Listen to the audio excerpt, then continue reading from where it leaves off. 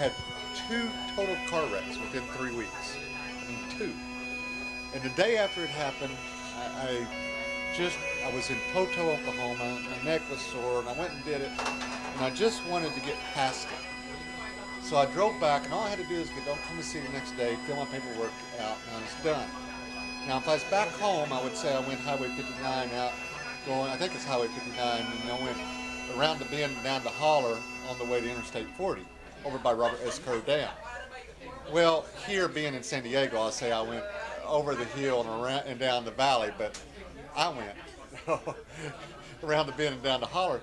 And when I came out, I saw about 50 cars, including about a half a dozen police cars, and across the street I saw an Army helicopter. And I went, this I got to see. I mean, I felt miserable. I just wanted to get back, but this I had to see. So I went around and I parked my car.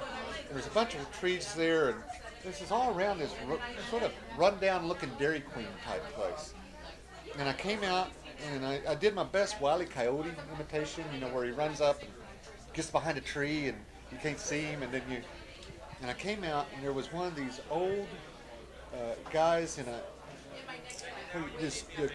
the metal lawn chairs back when everyone didn't have these time-saving devices, and you know they had time to sit around and sit and talk. One of those old metal lawn chairs. Well, there was a guy there had overalls on, and hair growing out from underneath, no shirt. He had a cap a lot like his, you know, baseball's cap, and he was chewing and smoking at the same time. I had a corncob pipe out this mouth going right this way. I had a pinch between his cheek and his gum there, and he was rocking. And I came up, and then he came to a point where he stopped rocking and took out the corncob pipe and went.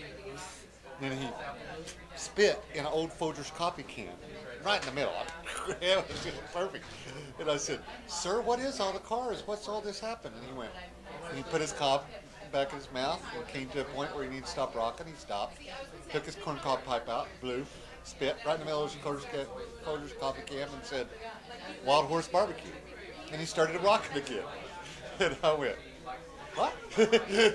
I said, "What's Wild Horse Barbecue?" And he came to a point where he had to stop, took out his corncob pipe, blew, spit right in the middle of the coffee can and said, "It's the best barbecue in the world. Go get in line." And then you could tell the conversation was over. He didn't want to say anything else ever again. So I came out, and this is out in the middle of nowhere. The reason they call it Wild Horse Barbecue is Wild Horse Mountain Road. And I mean, it's miles from anywhere. And there's all these cars, and I'm sitting around going, what is this place? Just sort of out loud.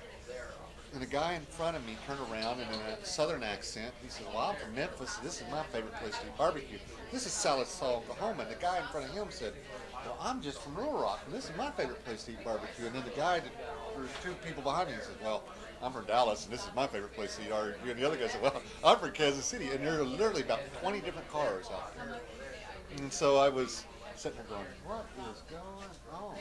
About that time, I saw, you know, the photo plates that they use for judging. Now, this guy, there came out guys in BDUs, fatigues, walking out with smiles on their faces and carrying them out like that. And they went across the street to where there was the Army helicopter. They were putting there. I go, "What's that?" They said, "Oh, Camp Groover's up in Oklahoma, and they use it as a recruiting tool. This is a Thursday night, and they always pay for the barbecue, and they use it as a landing tool to land here, and then they buy barbecue and for all the troops, and it's their recruiting tool." And I'm going, what is going on? What is I mean, about that time, they said, "Well, if you want a beer, that's where you get it." I don't understand. There was this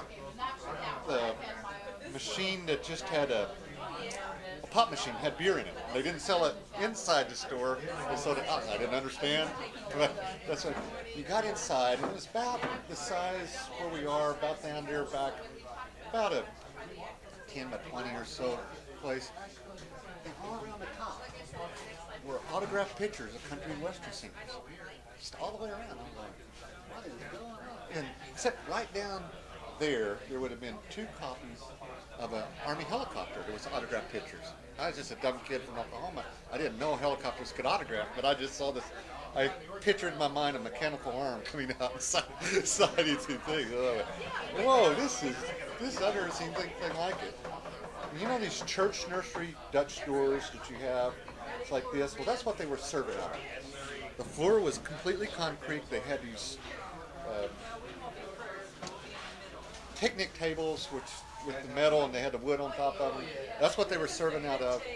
And all these porch screens was what was all the way around, and I'm going, I've never seen any place like this. And I had a sign there, and it had dust on it, and it had two things of barbecue. It had ribs and it had beef. And that's all it had. And there was this guy serving out of a church nursery door like this, and he had this cap on, little cowboy cap on with something on it, and he had a cigarette that was, you know, you want to reach out and just flick. And he had that mashed and he said, what do you want? And I said, well, what do you got? He said, barbecue. And I said, well, I'll have barbecue. And he said, well, you want beef or ribs? And pointed at the sign. I said, beef. He said, you want mild, medium, or hot? And I love spicy foods. But my mama didn't raise it full, so I said, medium. So I got it. He said, well, what do you want to drink? By this time, you know, people are there, and they're in and out, and it's lunchtime. He says, well, what do you want to drink? I said, what do you got to drink? He said, we have milk. And they're not half pints. Like you did. These were pints. And then they said, we got pop out of machines. You know the old machines that had ice or water in them and pulled up like that? That was the new machine. The old machine was the old ones that went like this and you pulled out. The first machines come out and sort of about 3/4 through. That was the old machines. Pop in the machine milk. I said, take milk. And I sat down there and I tasted this barbecue and I tasted a little bit of heaven. And, you know, I told you I'd been in 2 total car wrecks within 3 weeks. And it's just been a bad summer. And what I've learned is that a little bit of heaven comes around when you're in at the biggest, troublous part. Biggest trouble point in your life. Something good happens to remind you it's there. And I told people, my friends, that story, and whenever something bad would happen, they'd go, Henson, you need some barbecue. I'd go, okay, let's go eat barbecue. And so I learned to eat at barbecue places all over the United States, and that led to joining the Kansas City Barbecue Society. And that led to being a barbecue judge, and that's how I got involved in barbecue. So for me, barbecue is a little bit of heaven. And that's my story.